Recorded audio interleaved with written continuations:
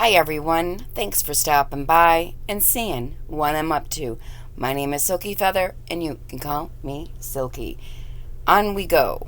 On our book club, we are going to learn all about growing marijuana. Tips, tricks for the best and the worst growers. Let's get educated. Chapter 1. Before we get started. First, let's clear up any ambiguity that surrounds some of the terms with which marijuana growers will need to be familiar, and take a brief look at the history of the cannabis plant throughout the years. Consider it product knowledge for your up-and-coming cash crop. Marijuana, cannabis, and hemp. Throughout this book and throughout your own research, you will see these three terms, marijuana, cannabis, and hemp, used frequently. In casual conversation, the three terms are often interchangeable, and in some cases this is acceptable, but the difference is important. Marijuana is another name for the plant in question, most often referring to the plant or its preparation to be used as a psychoactive drug. The word itself is first attributed to Mexican Spanish, but the true source is still unidentified. The attribution of the term from a Mexican woman named Maria Juana is likely a folktale, though it did give rise to the colloquial term for marijuana, Mary Jane. Cannabis stems from the Latin genus for the entire family of cannabis plants. The terms marijuana and hemp both apply to various cannabis plants. The two most commonly used varieties of cannabis are Cannabis sativa and Cannabis indica.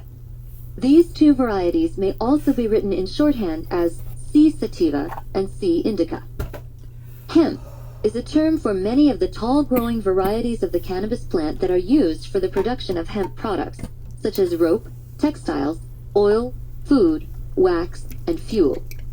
The varieties of cannabis that are used for the production of hemp products exhibit a lower concentration of the psychoactive chemical compound THC, tetrahydrocannabinol, than the low-growing varieties used for recreational or medicinal drug use. A history of hemp. The cannabis plant is one of the oldest crops known to be cultivated by mankind. For thousands of years we have grown the plant as hemp, utilizing the durable fibers that make up the plant's stalk. Archaeological evidence shows that humanity has relied on cannabis in this capacity since as early as 6000 BC, using the processed fibers to produce rope and cloth. Hemp has also been a traditional part of the historical and ceremonial practices of many cultures. It has been used as incense, consumed as a meditative aid, smoked recreationally for pleasure, or worn as part of ceremonial clothing. Evidence dating back to 4000 BC demonstrates the cultivation and use of hemp in China. Hundreds of years before the birth of Christ, holy texts of the peoples of India describe the use and effects of hemp's intoxicating resin. Over 5,000 years ago, Chinese herbalists prescribed hemp medicinally for a wide variety of health concerns. In Africa, hemp was, and still is, used to treat the effects of venomous snake bites and to aid in childbirth. Hemp has been used and grown on every continent that people inhabit for thousands of years. In the United States, hemp production is no stranger to North America, though considering the way that it is currently restricted through legislation, one may think otherwise. Historians aren't sure how hemp made its way to the New World. It is thought that it may have been brought by Chinese explorers or drifting shipwrecks. Another theory is that the seeds may have been brought across the Bering Strait by migrating birds. The British Crown decreed that American farmers grow hemp in the Virginia colony for export back to Great Britain throughout the 1700s.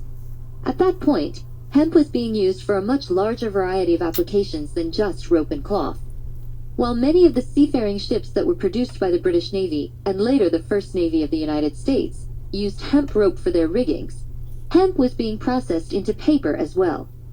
In the spirit of rebellion, one of the first protests against the Crown was the resistance to the mandatory growth of hemp by American farmers, an ironic twist considering the restriction placed on it today.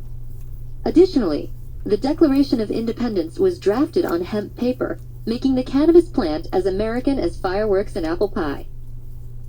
Many of our nation's founding fathers grew hemp and were vocal advocates of the versatile plant's multitude of uses. George Washington, Thomas Jefferson, and John Adams were all hemp farmers, as well as patriots and statesmen.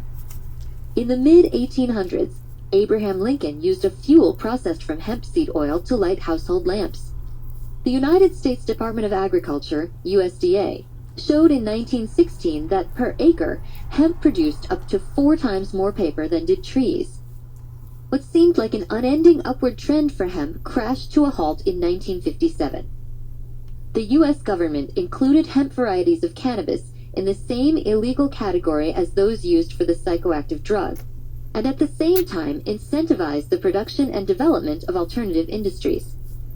Hemp farmers were bankrupted in a short time, and legal hemp production in the U.S. all but ceased. It has only been recently, within the last decade and a half, that hemp has been reintroduced into the United States via imports from foreign growers. Often, the imports are of processed hemp products such as seeds, oils, and fibers, and not of the plants themselves. The next step. Now that you know a little more about the storied history of the cannabis plant, you can start learning how to grow your own. Whether you are a recreational user attempting to keep yourself supplied with a little extra for your friends, or an ambitious grower who is attempting to start an entire farm or extensive growing operation, the basics included here will get you off to a great start. Thanks for stopping by. That's where we're going to pause today. I'm excited to get to go. By the way, guys, my unfucking of my habitat is coming along. I can't wait to share and post the videos. So hit that like and hit that subscribe today so we can continue to learn how to grow marijuana. Thanks, everyone. Be kind to one another. Life is way too short.